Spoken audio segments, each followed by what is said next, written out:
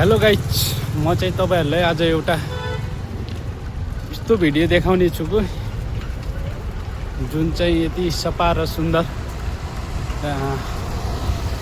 देखिने छ है। तपाईहरुलाई देखाउँदै छु। म यसरी हिँडिरहेको छु। सो गाइज, हेर्दै गर्नु होला।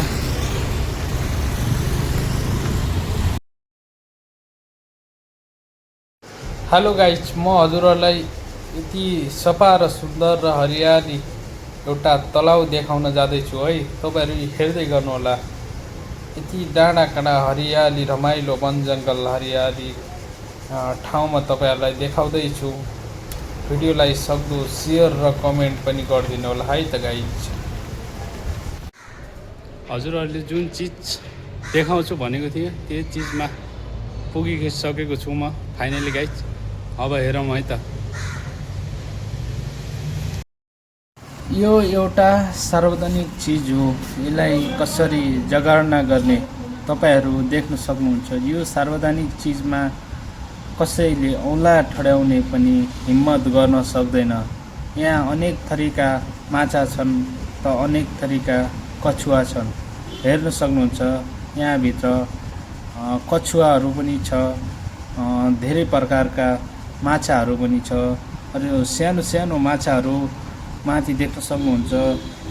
त्यहाँ हेर्न सक्नुहुन्छ तपाई। तलपट्टि छ नि त्यो सेतो माछा देख्न सक्नुहुन्छ। अनि पहेँलो कलरको माछा देख्न सक्नुहुन्छ। अनेक थरीका माछाहरू देख्न सक्नुहुन्छ तपाईहरुले। मैले देखाइरहेको छु। यसमा पूजा गर्ने ठाउँ, अलि चारैतर्फ फ्रागिलो भएको ठाउँ छ।